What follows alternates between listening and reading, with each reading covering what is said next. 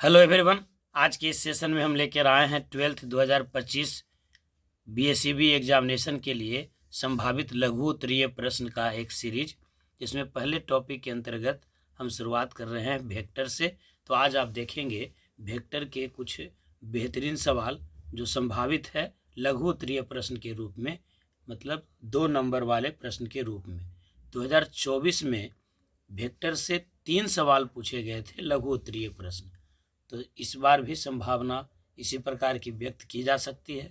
तो एक एक सवाल को आप मन से देखेंगे और इसे कॉपी में ज़रूर नोट करेंगे। एग्ज़ाम से पहले आप रिवाइज करेंगे, उसमें बहुत मदद मिलेगा। तो आइए शुरुआत करते हैं क्वेश्चन नंबर 1 से।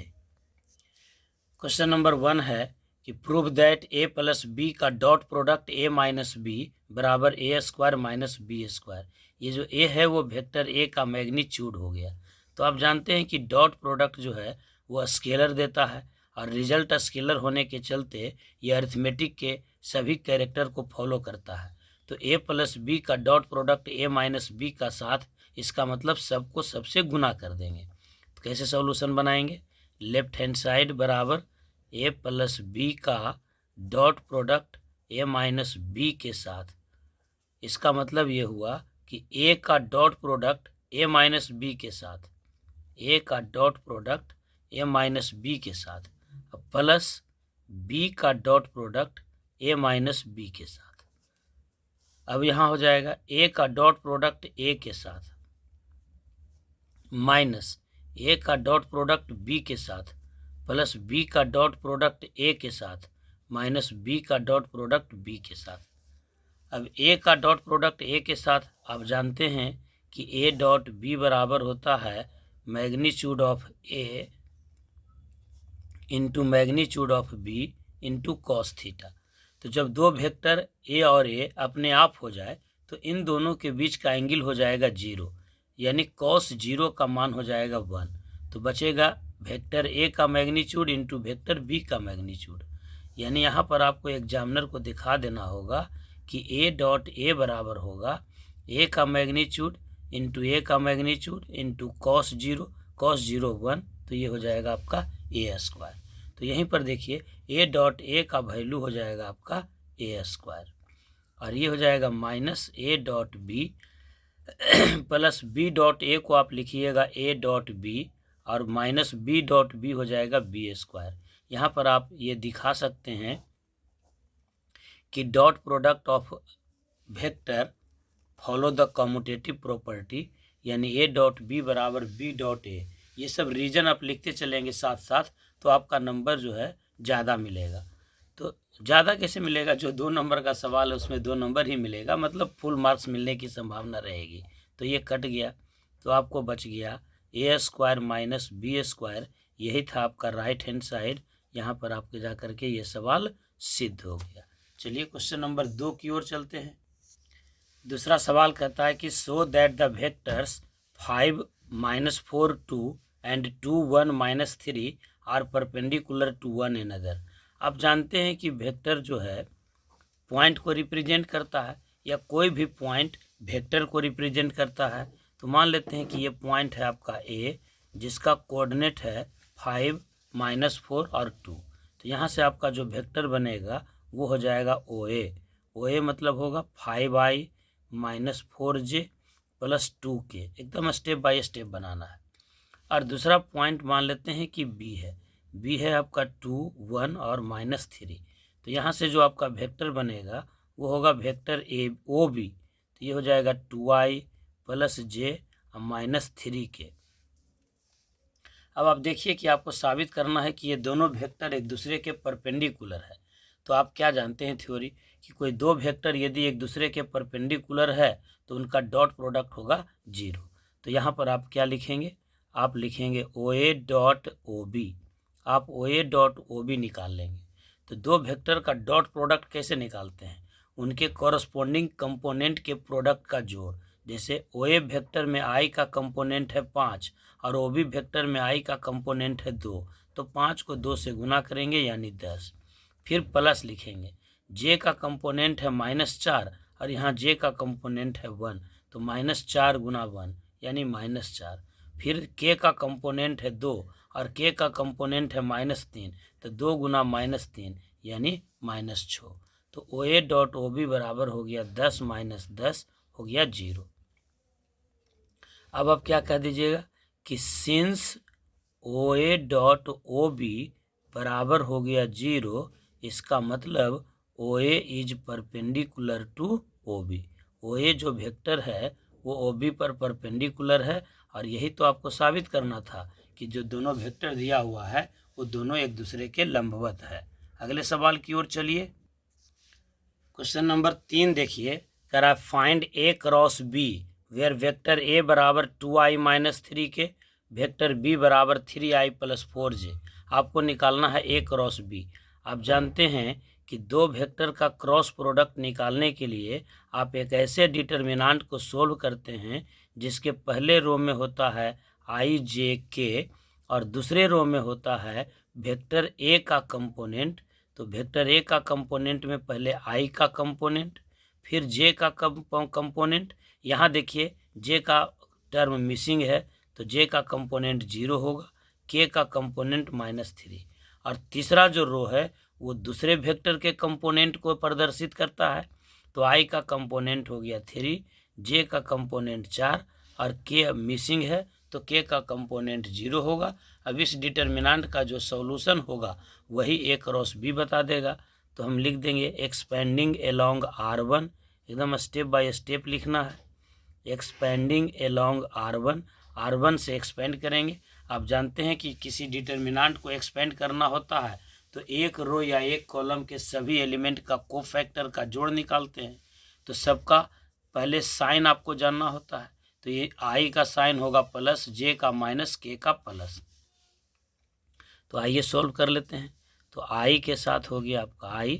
अब i वाले रो और कॉलम को छोड़ दीजिएगा तो मिलेगा 0 गुना 0 यानी 0, फिर बीच में माइनस, 4 गुना -3 यानी -12।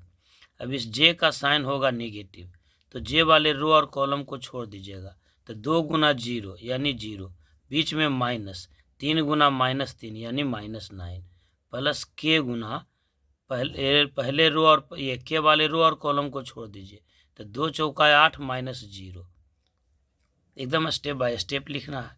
अभी हो गया i Guna minus minus plus 12, ये हो जाएगा माइनस माइनस प्लस 9, आई फिर माइनस, तो -9j, अब प्लस हो जाएगा 8k,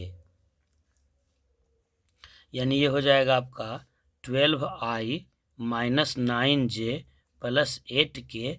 ये आपका आंसर हो गया दो वेक्टर का क्रॉस प्रोडक्ट। ये सवाल बहुत इंपॉर्टेंट है, डेटा चेंज करेगा लेकिन ये जरूर आएगा। आप देखिएगा एग्जाम के बाद हम इस वीडियो पर कमेंट जरूर दिखाएंगे कि हाँ देखिए इस सवाल को हमने कहा था कि पूछेगा। तो हम क्या कहेंगे, ये पूछता ही है। क्रॉस प्रोडक्ट और डॉट प्रोडक्ट से एक एक सवाल पूछता ही है। वेक्टर से 3 शॉर्ट आंसर टाइप क्वेश्चन पूछे जाते हैं, जिसमें एक डॉट प्रोडक्ट है और एक क्रॉस प्रोडक्ट, और तीसरा रहता है प्रोजेक्शन, या और 2 टॉपिक और है उसमें से, लेकिन एगो डॉट और एक क्रॉस प्रोडक्ट का रहना ही रहना है। अगले सवाल की ओर चलते हैं। क्वेश्चन नंबर 4 देखिए, कहता है कि if a is equals to 2 3 5 and b is equals to 2 2 2 then find the angle between a and b। अभी आपको बताए थे कि प्रत्येक पॉइंट जो है वेक्टर रिप्रेजेंट करेगा। तो ये ए दिया हुआ है एक पॉइंट जिसका कोऑर्डिनेट है 2 3 5। इसका मतलब ये हो गया कि वेक्टर ए यहाँ से बन जाएगा। तो ए का दिया हुआ है पोजीशन वेक्टर 2 3 5, तो यहाँ से वेक्टर बनेगा ओ ए, या उसी को वेक्टर ए कह देंगे। तो वेक्टर ए बराबर होगा 2i + 3j + 5k। क्लियर है बात। पॉइंट बी है 2 2 2, तो यहाँ से वेक्टर बी क्या बनेगा 2i + 2j + 2k। अब आपको निकालना है ए और बी के बीच का एंगल। तो आप जानते हैं कि दो वेक्टर के बीच का एंगल निकालने के लिए डॉट प्रोडक्ट का हम लोग यूज करते हैं। तो डॉट प्रोडक्ट का पहले फॉर्मूला लिख दीजिएगा कि ए डॉट बी बराबर होता है ए का मैग्नीट्यूड इंटू बी का मैग्नीट्यूड इंटू कॉस थीटा।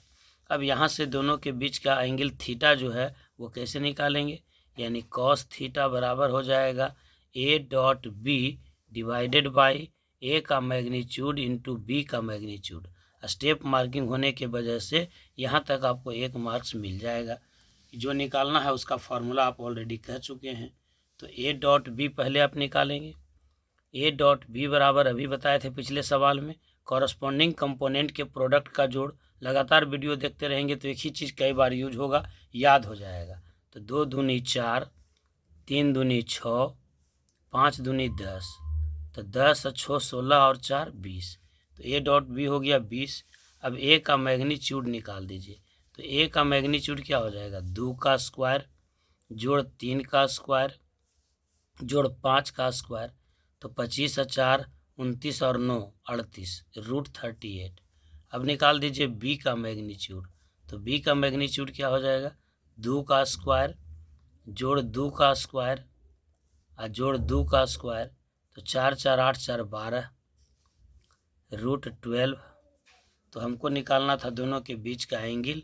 तो हम लिख देंगे देयरफॉर कॉस थीटा बराबर होगा ए डॉट बी बटा ए का मैग्नीट्यूड इंटू बी का मैग्नीट्यूड। तो ए डॉट बी हो गया आपका 20, नीचे हो गया √38 और गुना √12। तो थीटा बराबर क्या हो जाएगा, कॉस इनवर्स 20 बटा √38 इंटू √12। आप चाहें तो इसको और आगे भी बढ़ा सकते हैं या फिर आप यहीं पे आंसर छोड़ सकते हैं। आइए अगले सवाल की ओर चलते हैं। क्वेश्चन नंबर 5 देखिए, कह रहा है find A dot B cross C where A is equals to something. B और सी 3 वेक्टर दिया हुआ है, आपको निकालना है ए डॉट बी क्रॉस सी। तो ए डॉट बी क्रॉस सी इसको बोलते हैं ट्रिपल प्रोडक्ट ऑफ वेक्टर। तो ट्रिपल प्रोडक्ट ऑफ वेक्टर निकालने के लिए क्या होता है भाई, ए डॉट बी क्रॉस सी निकालने के लिए भी आपको एक डिटर्मिनेंट सोल्व करना पड़ता है। यानी वेक्टर और 3D का मैक्सिमम पोर्शन जो 12 में पूछता है वो डिटर्मिनेंट से रिलेटेड ही है। तो सोचिए अगर डिटर्मिनेंट आपको मजबूत है तो वहीं से 12 नंबर का सवाल, प्लस वेक्टर एंड 3D से 12 नंबर का सवाल, 24 नंबर तो डिटर्मिनेंट से ऐसे ही हो गया शॉर्ट आंसर में। तो ए डॉट बी क्रॉस सी कैसे निकालेंगे, एक डिटर्मिनेंट जिसके पहले रो में पहले वेक्टर का कंपोनेंट, बस खाली यही सीखना है कि डिटर्मिनेंट बनाएंगे कैसे।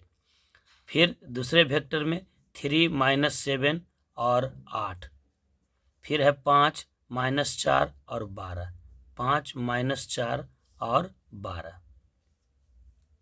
क्लियर हो गया बात।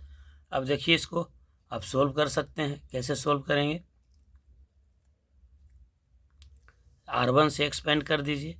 तो ये हो जाएगा 2 इंटू पहला रो और पहला कॉलम खत्म। तो 12 × 7 84 माइनस का बीच में माइनस, 8 चौका 32, तो माइनस माइनस प्लस 32 हो जाएगा। 3 का साइन हो जाएगा नेगेटिव, तो 3 वाले रो और कॉलम खत्म हो गया। तो 12 तिहाई 36 माइनस 8 बचे 40 प्लस 4 गुना 4 वाला रो और कॉलम खत्म, तो -12 4 तिहाई 12 अब माइनस माइनस प्लस 7 बचे 35, यानी -12 प्लस 35। अब क्या हो जाएगा, 2 इंटू 4 में से 2 गया 2, 8 में से 3 गया 5, -52, 36 में से 40 गया -4 और गुना -3 यानी +12 और जोड़ 4 गुना 35 में से 12 गया, 5 में से 2 गया 3, 3 में से गया 2, 23। ये हो जाएगा 2 दूनी 4, 5 दूनी 10 माइनस में +12 आई 4 तिहाई 12, 4 दूनी 8 1 9। अब ये हो जाएगा आपका -104 प्लस 2 और 2 4, 9 और 1 10, मिला करके क्या हो जाएगा 0। तो ये आपका आंसर हो गया ए डॉट बी क्रॉस सी। आपको यह भी ध्यान देना चाहिए कि यदि 3 वेक्टर का ट्रिपल प्रोडक्ट 0 हो गया, इसका मतलब वेक्टर कोप्लानर होगा। तो इस सवाल को आप ढंग से देखेंगे, इससे एक सवाल और बन रहा है। अगर सवाल ऐसा पूछ दे कि साबित कीजिए कि 3 vector A B C coplanar है, तो उसका भी यही जवाब होगा। कोई 3 वेक्टर कोप्लानर है, इसका मतलब उसका ट्रिपल प्रोडक्ट 0 होगा, स्केलर ट्रिपल प्रोडक्ट 0 होगा। बस आपको यही ध्यान देना है कि how can be find the scalar triple product of vector. तो जब कभी भी आपको स्केलर ट्रिपल प्रोडक्ट निकालना रहे तो एक डिटर्मिनेंट को फॉर्म कर लेना है, जिसके पहले रो में पहले वेक्टर का कंपोनेंट होगा, दूसरे रो में दूसरे वेक्टर का कंपोनेंट और तीसरे रो में तीसरे वेक्टर का कंपोनेंट। तो ये क्वेश्चन नंबर 5 था। आइए क्वेश्चन नंबर 6 को देखते हैं। क्वेश्चन नंबर 6 है find the direction cosine of vector 3i - 4j + 12k। ये इस तरह का क्वेश्चन भी कॉमन क्वेश्चन है जो लगातार पूछे जाते हैं। कैसे इसको बनाएंगे? आपको किसी वेक्टर का डायरेक्शन कोसाइन निकालना है। पहले मान लीजिए कि ये वेक्टर ए है, तो ए बराबर है 3i - 4j + 12k। अब आप इस वेक्टर ए का मैग्नीट्यूड निकाल दीजिए। तो वेक्टर ए बराबर क्या होगा? √3 का स्क्वायर जोड़ -4 का स्क्वायर जोड़ 12 का स्क्वायर।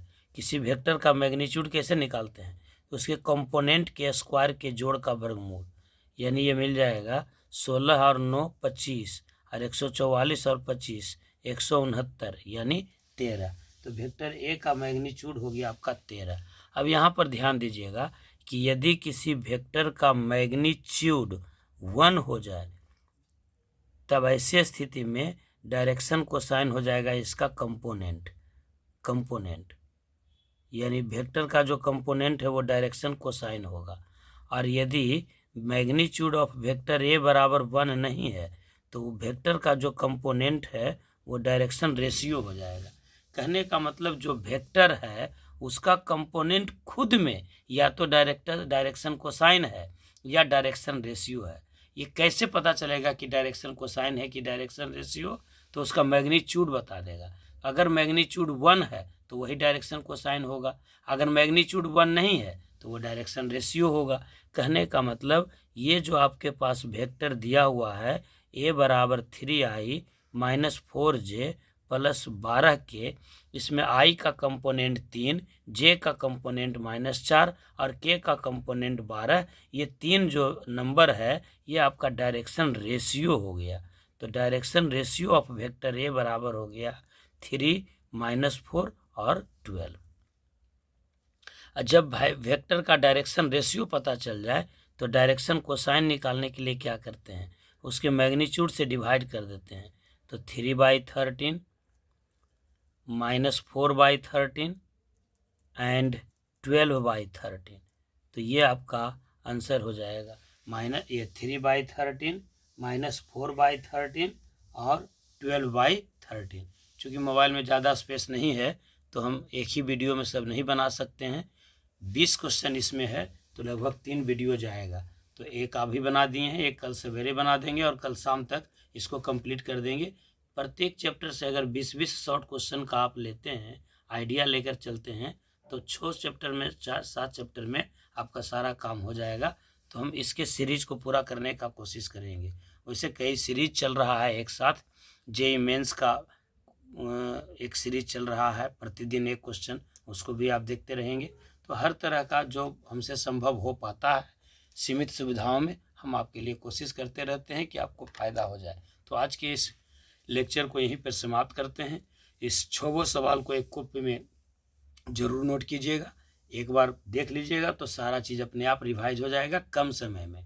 बहुत बहुत धन्यवाद। वीडियो को लाइक करना न भूलेंगे, शेयर ज़रूर करें, सब्सक्राइब यदि अभी तक आपने नहीं किया है तो ज़रूर कर लें। किसी न किसी माध्यम से हम प्रतिदिन कुछ क्वेश्चन आपके पास भेजने का प्रयास ज़रूर करते हैं। बहुत बहुत धन्यवाद।